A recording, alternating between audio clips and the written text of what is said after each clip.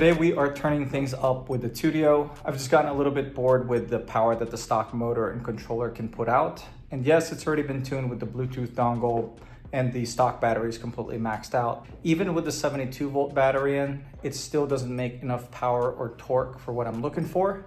So I got myself a Sotion motor upgrade, which we'll be going over and installing today, along with a Fardriver ND72530 controller, and then putting the Amorge 72 volt battery back in. I'm also going to be putting in a new set of plastics. I found a new front fender and rear fender that I think would look really dope on the Tuttio. This one's currently just got a front number plate that's blank and a CRF50 front fender, which looks a lot better than the stock fender, but I think it looks awkwardly small in comparison to a 14-inch front wheel.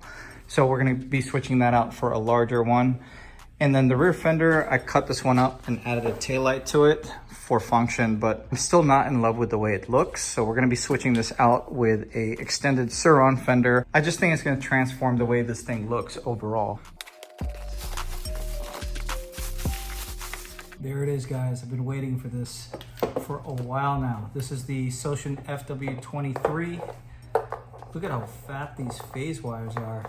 I went with a Hall sensor model since the controller I'm using uses a Hall sensor, but they also offer this with encoder style. So it really depends on what type of controller you're using.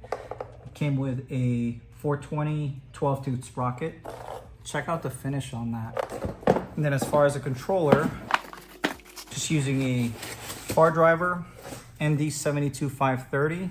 This is rated for an output of 350 continuous line amps and 530 phase amps. So definitely gonna be a lot more controller than what we need for this project, but I happen to already have one, so that's what we're going with.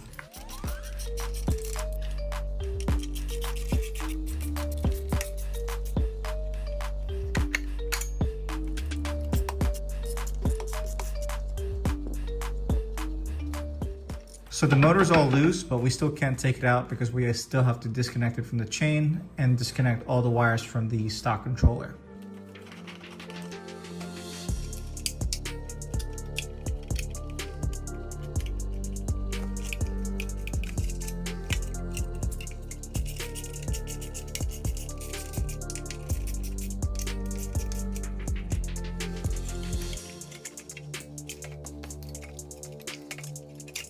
For the stock controller, it's just like most Fardriver controllers. You've got the negative terminal on the very left side, positive terminal on the very right side, and then the 3 phase wires in the middle. Blue, green, and yellow go to the motor. So I'm just gonna take out all the screws and disconnect all the wiring since we're gonna be swapping this out. I have additional wiring here since I have a voltage step-down converter for my 12 volt accessories, but I think I'm actually gonna be taking that off since I'm probably gonna run it on my other bike. This bike is mostly gonna be off-road use. That's how you take off the stock controller. Now let's go take out the motor.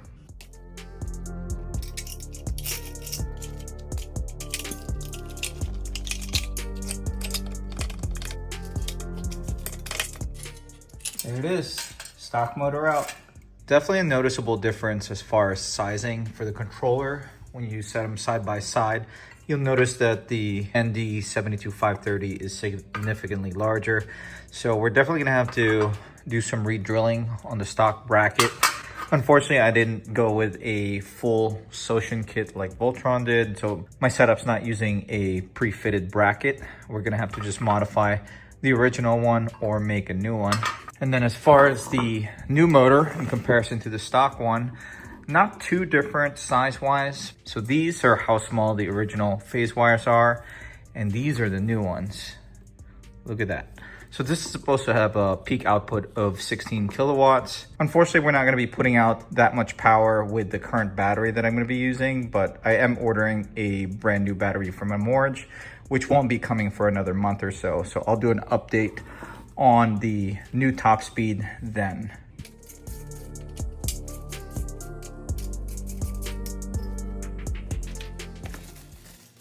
So this is the Sotion fender that's extended that we're gonna retrofit onto this Tuttio. Look at that.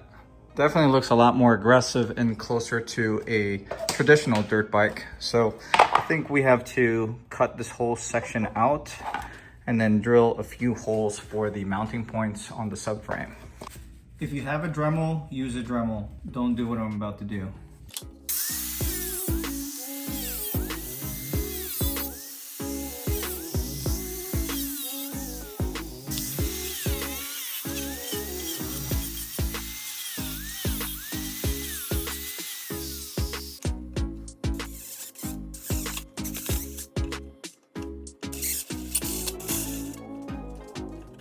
You know what, just to make it extra secure and fit better, I'm gonna add one rivet on each side.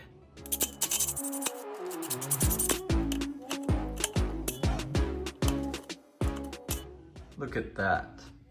Definitely a huge upgrade coming from the stock fender. And here's a closer look at what I ended up doing. Yes, it definitely would have looked a lot cleaner if I did it with a Dremel. I just don't happen to have one right now.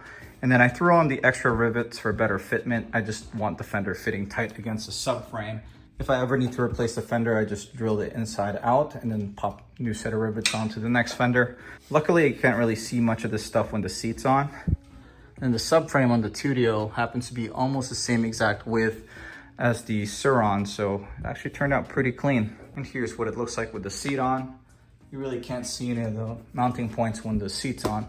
But if you don't have the time or patience to do all that cutting and drilling, I think you could also get a pre-fitted one from Soleil supplies. But this one I just got off Amazon for like 29 bucks. And I also got it in 2 days. If you are interested in checking out any of the parts that we're using for this project, I'll have everything linked in the description below.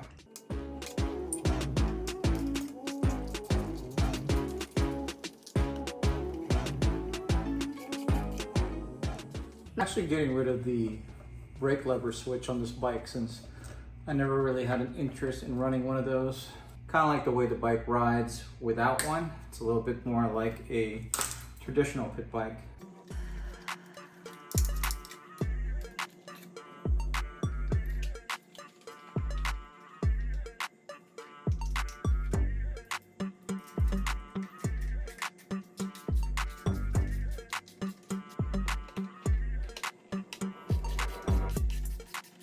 Wow, I cannot believe how well that worked out. This front fender is significantly larger than the CRF51, and it looks a lot more proportional to a 14-inch front wheel. And then it's got this nice matching front plate on there. So this fender and front plate combo actually came off one of my Electro & Co. V2 fork kits from one of my razors, and I just thought it would look super dope on this thing. I've never seen these plastics on a Tuttio. They always have a CRF50 or like a Sur-On one. But I think this is the best looking one. Let me know what you guys think. I don't know if this is shared with a different model bike, but I think it looks really good on this bike. You're probably wondering why my fork tubes are silver. I just wasn't a big fan of the original orange ones that came with the Tuttio. These ones are from Ride or Die. They actually offer a few different colors. I'll have a link to this in the description as well in case you want to check out their site.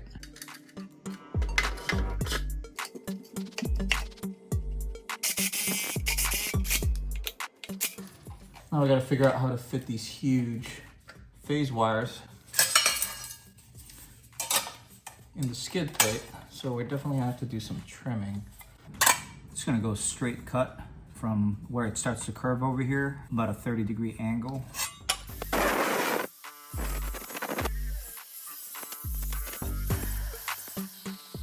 Looks pretty good.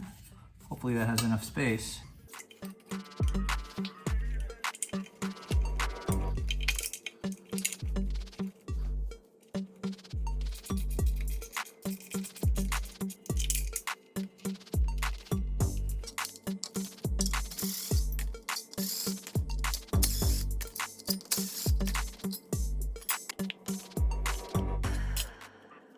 I might be able to get away with just notching the top edge and the bottom edge in 4 spots so I can actually sandwich it with the original hardware.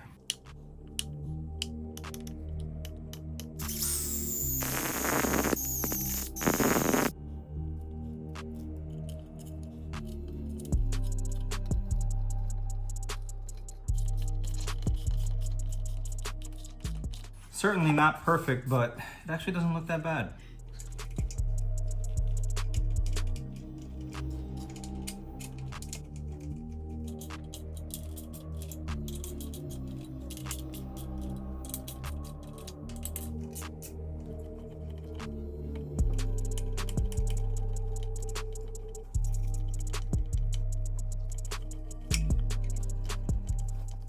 I just threw on a zip tie to keep all the phase wires tucked in between the controller and the frame. Now we're gonna move on to the harness and the power wires. So you may have noticed there's no longer any of the original wiring. We're pretty much starting over with this bike. Before we continue, if you're enjoying today's video so far, make sure you hit that like button. And if you like this kind of content, want to see more of these type of projects, make sure you subscribe to my channel and turn your bell notification on. To keep things simple as far as wiring, I decided to go with a pre-wired throttle from Hot Packs. This one has the ignition and 3-speed switch on it, along with a voltmeter. Also came with the grips and a harness. This is for the ignition signal on the positive terminal. And then I have a Bluetooth dongle, of course, so we can connect to the Fardriver controller with the app and make some tune changes. And then this is just the standard harness that came with the Fardriver controller.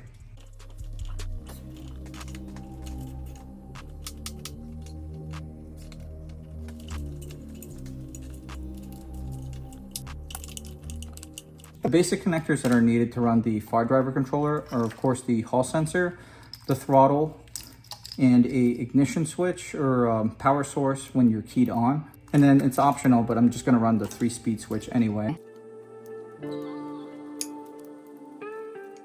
And of course, for making tune changes, the Bluetooth dongle.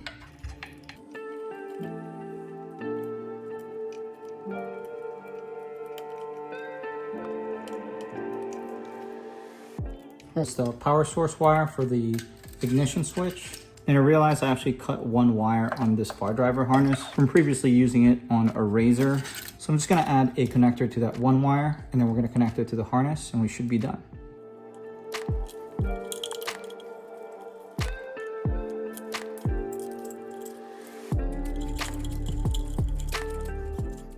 So I got everything pretty much tucked to the top of the frame, and then just got the Bluetooth dongle sticking out along with the harness for the battery. So a lot of people ask me to send them a link to this battery, but unfortunately I'm unable to do that since it's actually been discontinued by Amorge. But this is a 72 volt 20 amp hour lithium battery pack with a peak output of 120 amps. Their newer batteries nowadays have actually higher output than this. The one I ordered has like a peak output of 175 amps, so I'm excited for more power. I also can't send you a link since Amorge doesn't sell batteries like that. They require you to message them through WhatsApp or Viber or send you like an Alibaba link. That's unfortunately the only way to order the Amorge batteries directly from them. You also have to wait like a month to get it. If you're trying to save a couple bucks shipping by boat like I am, you could pay extra to get it faster by air though. Now you might be wondering why I didn't connect the chain to the motor yet.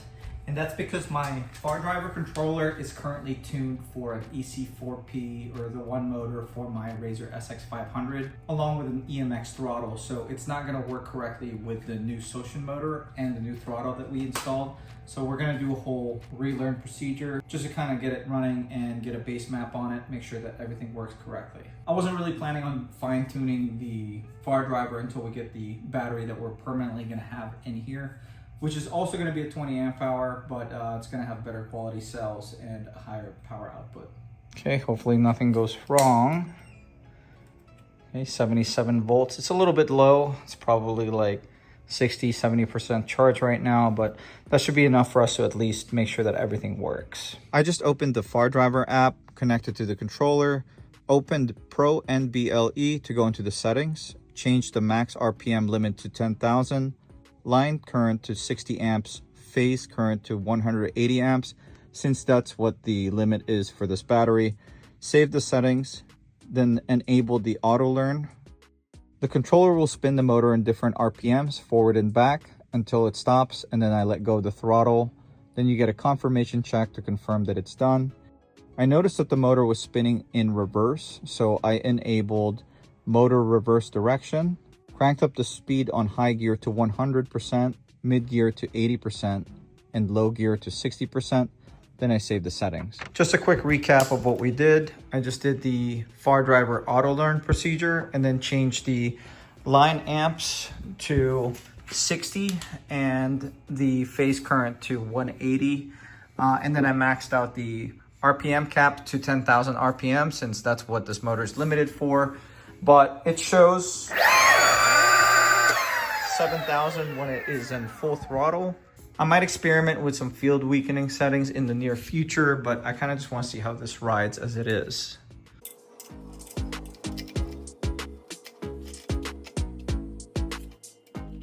Okay, we're definitely gonna have to adjust the rear axle position. The stock motor does come with an 11-tooth sprocket, and this is a 12 on the Sotion, so we're definitely gonna have to reposition the wheel forward a little bit.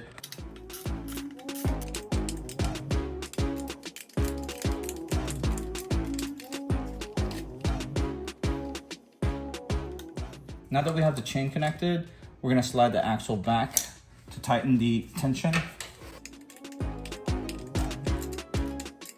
But we still wanna leave a little bit of the chain slack, since like a traditional dirt bike, the chain tension changes during the suspension compression. So I am gonna leave a little bit of slack there and tighten everything up on both sides.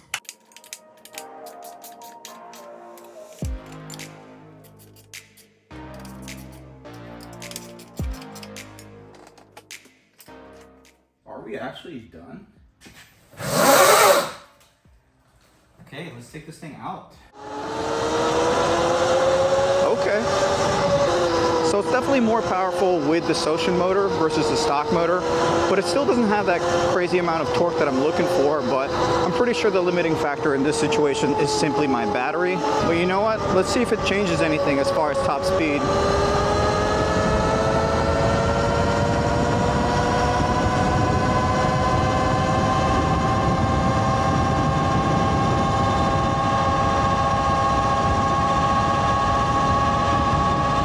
Okay, not bad, 48 miles per hour.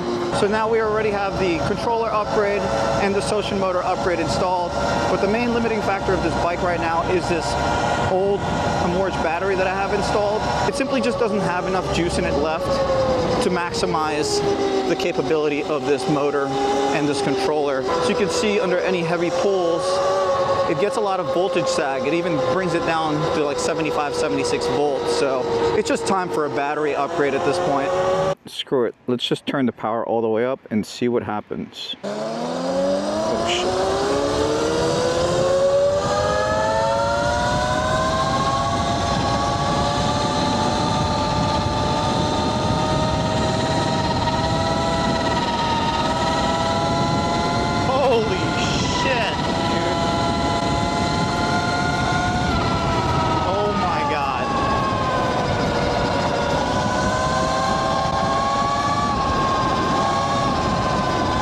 We just hit 59 before I had to hit the brakes because of this car in front of me. Oh my God, that's got so much torque now. All right, let's do this.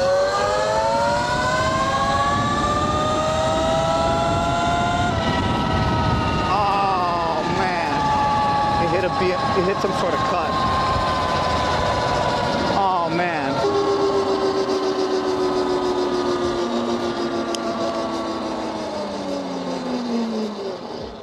All right, so obviously the battery is not able to supply the power that we need. If you guys want to get more information on the new Sotion FW23 motor upgrade for the Tuttio, I'll have a link to their website in the description. You can also get yourself 5% off by using discount code PATOutdoors.